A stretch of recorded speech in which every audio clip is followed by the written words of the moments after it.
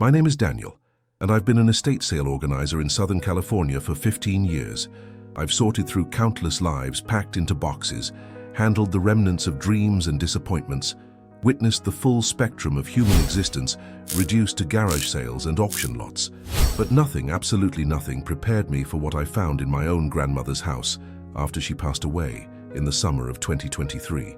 Rose Martinez had been a fixture in our Santa Barbara family for as long as I could remember. She died at 97, sharp as a tack, until the very end, surrounded by her children and grandchildren in the small craftsman house she'd lived in since 1952. What struck everyone at the funeral was how little we actually knew about her early life. "Your grandmother kept her past close to her chest," my mother told me, dabbing at her eyes. "She never talked about the war years. Never." The house smelled exactly as I remembered from childhood. Jasmine from the garden mixing with the scent of old books and the faint aroma of the vanilla candles she always burned. It was a warm September afternoon, and golden California sunlight streamed through the lace curtains, illuminating dust motes that danced in the air. Outside, I could hear the distant sound of waves from East Beach, the cry of seagulls, and the rustle of eucalyptus trees in the coastal breeze. I'd volunteered to handle her estate, partly because it was my profession, but mostly because I wanted to spend time in her space one last time before it was sold. My grandmother had been a meticulous woman, everything in its place, every drawer organized, every closet neat, which is why the locked trunk in the back of her bedroom closet seemed so out of character. It was an old steamer trunk, the kind people used for ocean voyages in the 1940s. The leather was cracked and faded, covered in stickers from cities I'd never heard my grandmother mention: San Francisco, Honolulu, Manila. A small brass lock held it shut, and after searching through her jewelry box, I found a tiny key on a chain, hidden beneath her wedding ring. Thought, why would she lock this away for so long? My hands trembled as I turned the key. The lock clicked open with a sound that seemed too loud in the quiet house. Inside, the trunk smelled of cedar and old paper, with something else underneath, a perfume I didn't recognize, sweet and floral, from another era entirely.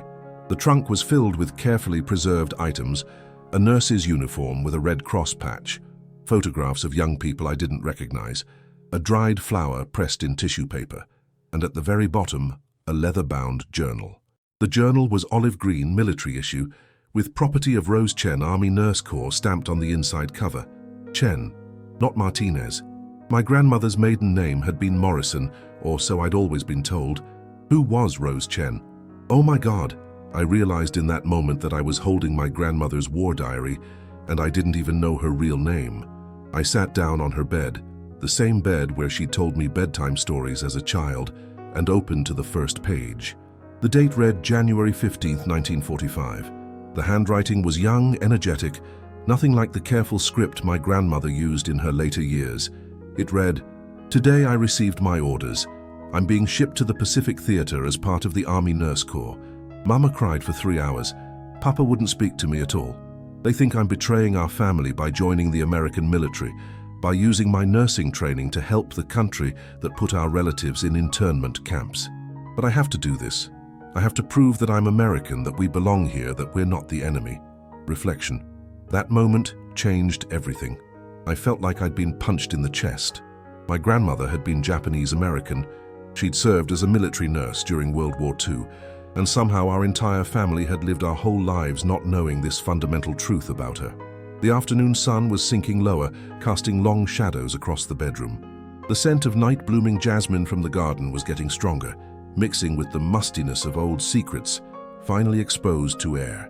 I could hear my mother and aunt downstairs, sorting through kitchen items, laughing about something, completely unaware that everything we thought we knew about our family history was about to change. I kept reading, unable to stop. The diary chronicled my grandmother's journey from San Francisco to Hawaii, then to the Philippines, as American forces retook Manila from Japanese occupation. She wrote about the horrors she witnessed, the soldiers she saved, the ones she couldn't. She wrote about the conflicted feelings of being a Japanese-American woman, treating American soldiers wounded by Japanese forces, the constant suspicion from some soldiers, the gratitude from others, the exhausting work of proving her loyalty every single day. But woven through the medical details and war observations was another story. a love story. His name was Lieutenant James Morrison, a pilot from Montana who'd been shot down over the Pacific and rescued. He'd come through her field hospital in March 1945 with burns and a broken leg. Today, I met someone who looked at me and saw a nurse, not a Japanese face, she wrote. Lautet. Morrison asked my name, and when I told him Rose Chen, he said it was the prettiest name he'd ever heard. No one has said my name like that, with respect, with warmth, in so long that I almost cried. Thought, Morrison. She took his name. They got married. The entries about James became more frequent, more intimate. By April, they were in love. A forbidden love between a nurse and a patient, between a Japanese-American woman and a white pilot, in the middle of a brutal war. We meet in the supply tent after my shift, she wrote. Just to talk, just to be two people instead of Nurse Chen and Lieutenant Morrison. He tells me about Montana, about sky so big you can see forever. I tell him about San Francisco before the war, about my father's grocery store, about the cherry blossoms in Japantown. He makes me remember who I was before all this. As I sat there reading by the fading California light, the sounds of my family downstairs fading into background noise, I realized I was holding the secret my grandmother had kept for 78 years, and I hadn't even reached the last page yet. I couldn't put the diary down.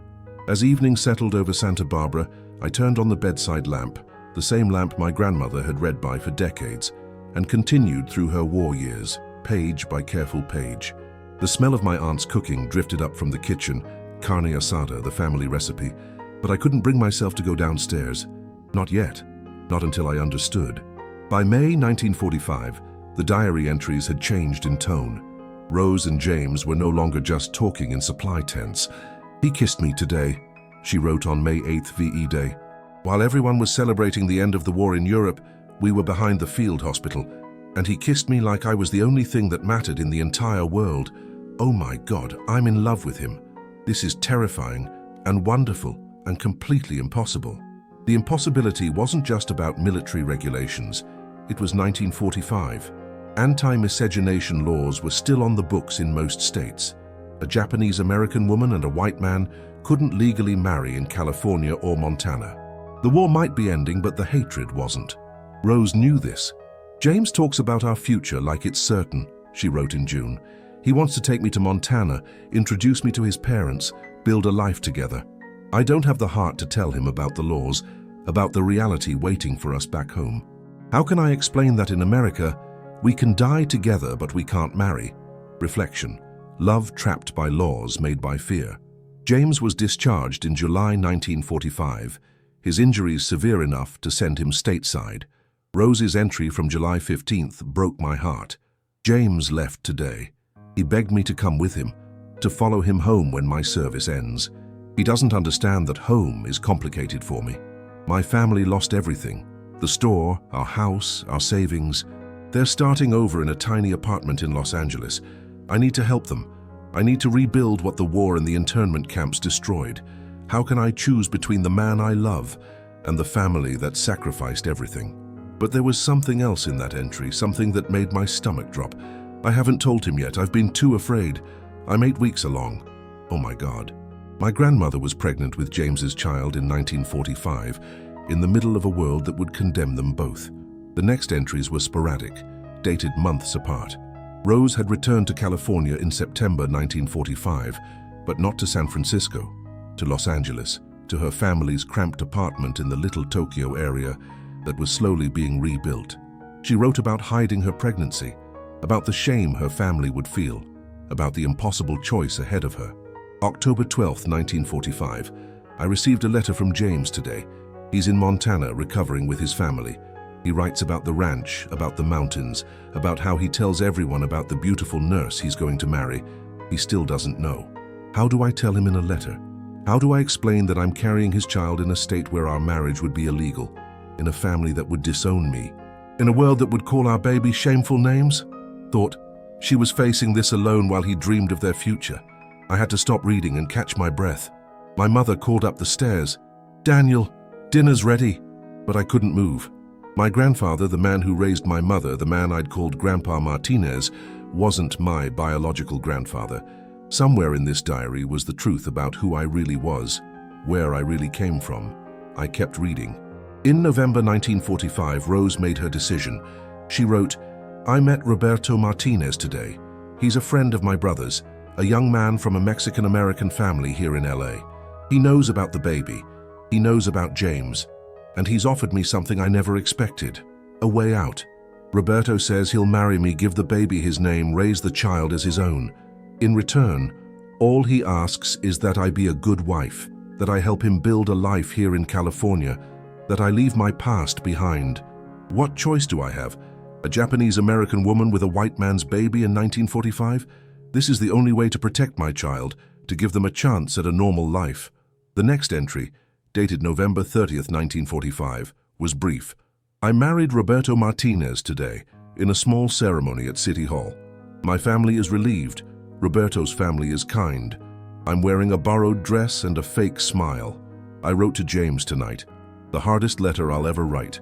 I told him I'd moved on, that I'd realized we wanted different things, that he should forget about me and build a life in Montana. I told him everything except the truth. I'm so sorry, James. I'm so sorry." That evening, I finally went downstairs. My mother and aunt had set the dinner table, filling it with my grandmother's favorite dishes as a way to honor her memory. I sat there, pushing food around my plate, looking at my mother, at her dark hair and eyes, at features I'd always attributed to my Mexican grandfather's family, never questioning the story we'd been told. "Mom," I said quietly, "did Grandma ever talk about the war? About her time as a nurse?" My mother looked surprised. "A nurse? Your grandmother worked at a grocery store before she married Grandpa. What are you talking about?" My aunt chimed in. "Mom, Rose wasn't a nurse. She never even finished high school. Where are you getting this?" I looked at both of them, these women who thought they knew their mother, and I realized the magnitude of what my grandmother had hidden. She'd buried an entire life. Her Japanese heritage, her military service, her first love, her sacrifice. She'd lived 78 years as Rose Martinez, never once revealing that she'd been Rose Chen, Army Nurse Corps, survivor of one of the most conflicted loves imaginable. "I found something," I said. "In Grandma's room, a diary from the war. There's a lot we didn't know about her." The sounds of our quiet neighborhood drifted in through the open window. A dog barking, children playing, the normal sounds of an October evening in Santa Barbara. But inside my grandmother's house, everything had changed. If you're enjoying this story, please leave a like and subscribe to the channel. Share in the comments if you've ever discovered something about your family that completely changed how you saw your own history. We spent the next 3 days reading the diary together, my mother, my aunt, and I, sitting in my grandmother's living room, passing the leather journal between us like a sacred text. Each entry revealed more layers to a woman we thought we knew completely. Each page brought more questions, more heartbreak, more understanding.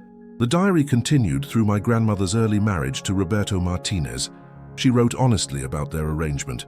"Roberto is kind. He treats the baby, I'm calling her Elena, like she's his own blood. He works hard at the shipyards, brings home his paycheck. Never asks me about before. We have an understanding. This isn't the passionate love I had with James, but it's steady. It's safe. Maybe that's what love becomes when you choose survival over romance." My mother's hands shook when she read that entry. "Elena, that was me. I always thought I was named after Grandpa's mother." Her voice cracked. "I'm not even... Roberto Martinez wasn't my father." The afternoon sun cast patterns through the lace curtains. The same curtains my grandmother had hung 60 years ago, watching them filter light while she built a life on secrets.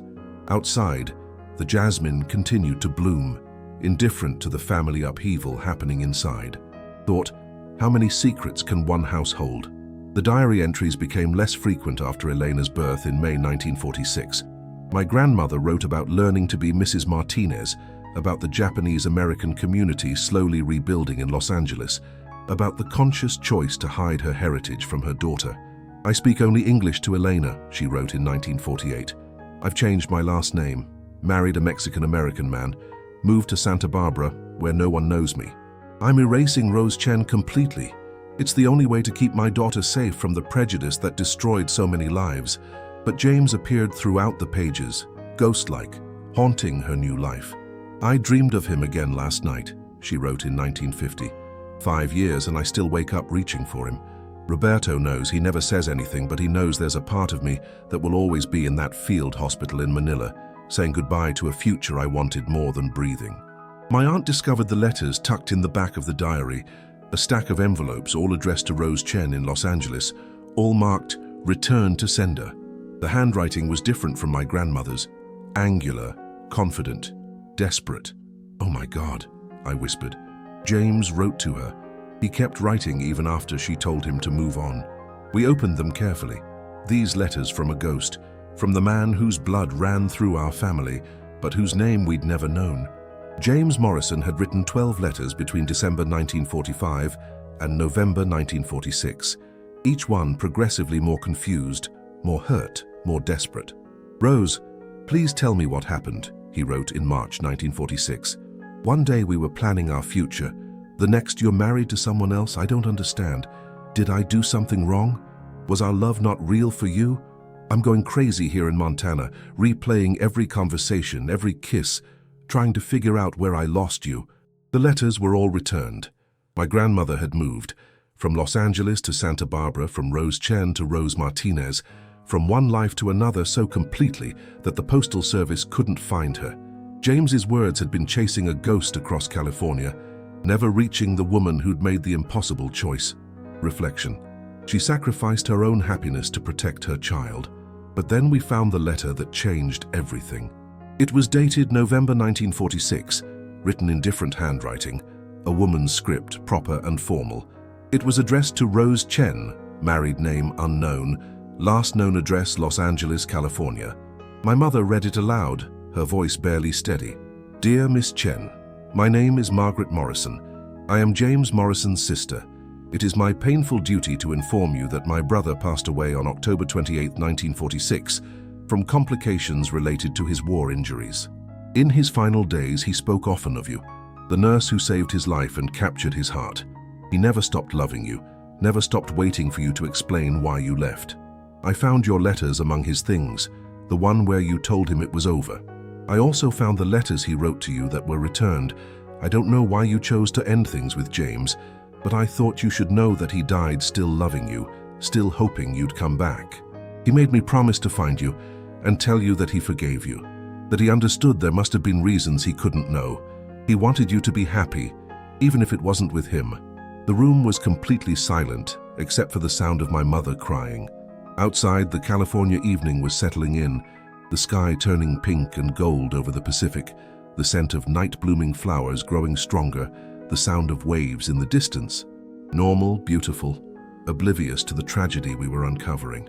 "She never knew," my aunt whispered. "Grandma never knew he died. She spent 78 years thinking he moved on, found someone else, forgot about her." I flipped to the end of the diary. There were only a few more entries, the final one dated 1952. It read, "We bought a house in Santa Barbara today. Roberto built a garden for me, jasmine and roses. Elena is starting school in the fall. I'm learning to be happy in this life I chose. Sometimes I let myself wonder about James, about whether he married, had children, if he thinks of me. I hope he's happy. I hope he found love again. I hope he forgave me for breaking both our hearts. I'll never see him again in this life, but maybe in another world, in another time, we'll get the chance we were denied here." Thought. She died never knowing the truth. We sat in stunned silence as the full weight of the tragedy settled over us. My grandmother had made an impossible choice in impossible times. She'd protected my mother, given her a name and a life free from the prejudice that would have destroyed them both. But the cost had been enormous. A lifetime of wondering, of guilt, of carrying love and loss in equal measure. And she died not knowing that James had loved her until his last breath, that he'd never moved on, that he'd died still waiting for her. The next morning, I couldn't shake the feeling that the story wasn't finished. Something about Margaret Morrison's letter nagged at me, the formal tone, the careful words, the sense of something unsaid. I sat at my grandmother's small desk by the window, the morning sun warming the old wood, and I made a decision. I was going to find the Morrison family. I was going to learn what had happened to James, to understand the full story of the man whose blood ran through my veins, but whose name I'd never known. It took less than 2 hours of internet research to find what I was looking for. James Morrison had been from a small town outside Billings, Montana. His family had owned a cattle ranch that had been in the family for generations. And his sister Margaret, the woman who'd written the letter, had passed away in 2019, but her obituary listed surviving children and grandchildren. I found James's obituary from 1946. It was brief, clinical, the way death notices were in that era. James Michael Morrison, age 26, decorated war veteran and loving son, passed away October 28, 1946, from complications of injuries sustained in service to his country. Survived by parents Harold and Catherine Morrison, sister Margaret Morrison, and numerous extended family members, services held at First Methodist Church, Billings. But then I found something that made my heart stop, a feature article from the Billings Gazette, dated November 1946, about local war heroes. There was a photograph of James in his uniform, young and handsome with kind eyes and a gentle smile. The article detailed his service, his rescue and recovery, his return home with permanent disabilities from his injuries, and it mentioned, almost as an aside, that he died of a broken heart as much as broken bones. Friends say Morrison never recovered from a failed romance with a nurse in the Pacific, the article read. He spent his final year speaking often of the woman he loved and lost, telling anyone who would listen about Rose, the beautiful nurse who saved his life. Thought he made her famous in Montana while she was hiding her past in California. Oh my God, I thought. While my grandmother was building a new life as Rose Martinez, carefully erasing Rose Chen from existence, James was in Montana, keeping her memory alive, talking about her, mourning her, dying from loving her too much. I called the number listed in Margaret Morrison's obituary. Her daughter, Sarah Morrison Hall, still lived in Billings. When she answered, I didn't know how to begin. Hello, my name is Daniel Martinez. This is going to sound strange, but I'm calling about your uncle James Morrison and a woman named Rose Chen. The silence on the other end of the line lasted so long, I thought she'd hung up. Then, Rose Chen, oh my God, you found her? My hands were shaking. Rose Chen was my grandmother. She passed away 2 months ago.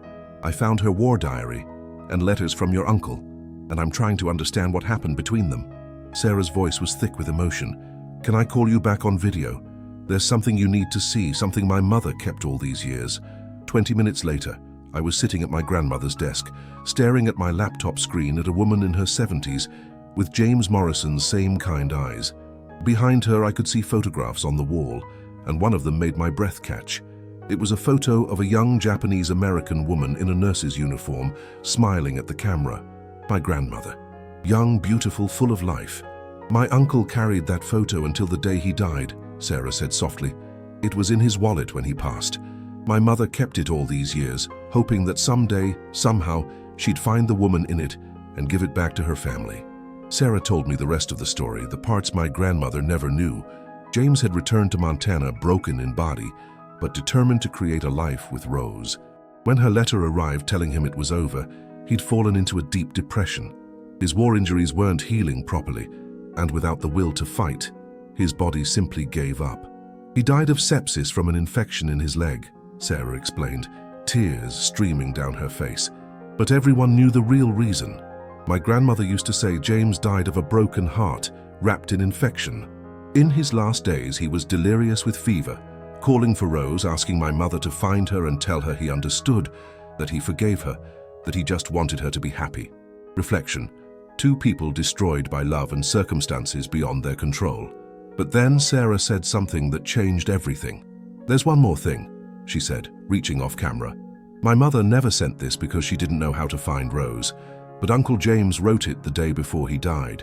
She held up an envelope, yellowed with age, addressed to my dearest Rose wherever you are. The sight of it made my chest tighten. I'm going to read it to you, Sarah said. You have a right to hear his final words to your grandmother. The room seemed to hold its breath. Outside I could hear the neighborhood sounds, a lawnmower, children laughing, normal life continuing while the past reached forward to shake the present. Sarah began to read. My dearest Rose, I'm writing this from a hospital bed in Billings. The doctors say I don't have much time left, so I need to say things I should have said before. I forgive you for leaving. I forgive you for marrying someone else. I forgive you for breaking my heart. But I need you to know something. You didn't just save my life in that field hospital in Manila. You saved my soul. You taught me what it means to love someone so completely that their happiness matters more than your own. I don't know why you left. I don't know what circumstances forced you away. But I believe, I have to believe, that you loved me as much as I loved you. That our 14 days together meant as much to you as they did to me. I'm dying, Rose. But I'm dying knowing what real love feels like. Some people live 100 years and never know that. So thank you, my beautiful nurse. Thank you for the gift of loving you. If there's a next life, I'll find you again. And maybe in that life, the world will let us be together. Wait for me on the other side, darling. I'll be looking for you. Forever yours, James. The screen blurred through my tears. Sarah was crying too, and somewhere in heaven or the ether or whatever comes after, I imagined two souls finally understanding the truth they'd missed in life. I flew to Montana 2 weeks later with my mother and aunt.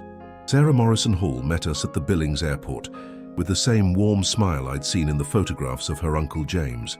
She drove us to the family ranch outside town, where generations of Morrisons had lived and died, where James had spent his final year dreaming of a future with my grandmother that would never come. The Montana sky was exactly as my grandmother had described in her diary, huge and endless, the kind of sky that makes you feel both infinite and insignificant at the same time. The air smelled of grass and sage, and something wild and open that California had long ago paved over. This was the place James had wanted to bring Rose, the home he'd prepared for her in his heart. Sarah showed us James's room, preserved by his mother and later his sister as a sort of shrine. There were his military medals, his pilot's wings, photographs from the war, and there, in a small frame on the dresser, was my grandmother's picture, the same photo Sarah had shown me on video, but here in its original form, creased from being carried in James's wallet, handled with love so many times the edges had worn soft. Thought, she lived in this room for 77 years after he died, but what broke us all down was the box Sarah brought out. James's letters to Rose, the ones that had been returned undelivered, the ones he'd kept even after she told him to move on. There were also letters he'd written but never sent, dated after that final goodbye letter from Rose, full of hurt and confusion and undying love. I found her, he wrote in one unsent letter from January 1946. I hired a private investigator to track down Rose Chen in Los Angeles. He found a marriage certificate. Rose Chen married Roberto Martinez in November 1945. So it's true. She really did move on, really did choose someone else. But why? What did I do wrong? What could I have done differently? My mother had to leave the room, overwhelmed. My aunt held my hand as we read through letter after letter from a ghost, from the father my mother never knew, from the man whose love had shaped my grandmother's entire life, even in his absence. Sarah and I came up with a plan. We would bring James and Rose together, at least symbolically, in a way that honored both their stories. My grandmother had been cremated, her ashes sitting in an urn on my mother's mantle, waiting for the family to decide on a final resting place. James was buried in the Morrison family plot in a cemetery outside Billings, under a headstone that read, "Beloved son and brother, gone too soon." On a crisp November morning in 2024, we held a ceremony at the cemetery.